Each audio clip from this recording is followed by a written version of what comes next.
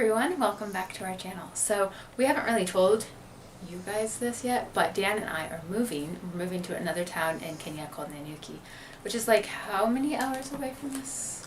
I think we are around 2 hours or 3 hours. Okay, it seems longer because right now there's a lot of construction between here and Nanyuki, so it's a bit of a headache. But anyway, so Dan wanted me to show you guys how people can pack. That's different. I have to give total credit to my parents because these bags belong to them and they let me borrow them to come here. But anyway, so there are these, what do we call them? Space savers. But they're really cool because, anyway, I think they're really cool. So you pack as much as you can in there and then you zip it up. And then at this bottom part, there's a tiny, oh, here's a little hole. You see this little flap? A little flap here. And there's a little gap here. So what happens is you spread, you push out the air from here, and it goes down to here, so that the air won't come back in. So it only goes out, it doesn't come back in once it's sealed. And that allows all of, your clothes have so much air in them, especially sweaters or blankets or anything that's fluffy. There's air that's not necessary. And it takes up a lot of space when you're packing. So these things, you just kind of, okay, you see we have a variety here that we've been working on today. But you bend it, and then you push out the air. So Dan did a good job on this one. There's not much air coming out. So that's basically how it works. And in that way, okay, this isn't official packing, but they're gonna lay flatter in the suitcase. Okay, again, there's stuff in there. This is not like official. I'm just showing an example. So you can fit a lot more into your suitcases. As long as you're, okay, if you're flying, you have to worry about the weight limit.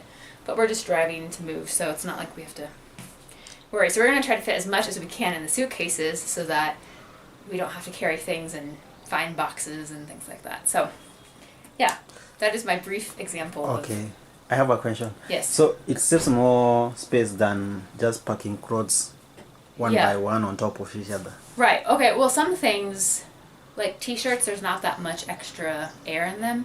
But you think of a sweater that's knitted, they're made to be bigger, or like sweatshirts or hoodies or something. They have lots of extra space. So this allows more things to fit in a smaller space.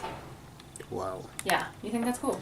Yeah. I love these bags, honestly. It's a good lesson we have learned today. Yeah, now if you're traveling, like if you're going on a trip, these bags aren't the most efficient because you have to keep opening them to get your stuff out and then putting them back in and then sealing it up, and it's a process. But if you're, like when I moved from the US to here, it was like I had a lot of stuff, so it was easier to do it this way. I got more things into my suitcase. Or if you're moving across town, it's easier this way. But stopping and opening them, closing them day after day would be quite a bit. But yeah. Wow. That's our little moving packing lesson. Thanks for the lesson. Yeah, more to come on our travel journey because this is my first time trying to move. Okay, last time we moved in Kenya, it was literally down the hall from this apartment we're in right now. So this one is like an actual move. And I don't really know how that works. So Dan's gonna help me figure out how we find a moving vehicle, moving truck or van or something. Okay, thanks so much. Thanks so much. See you guys later.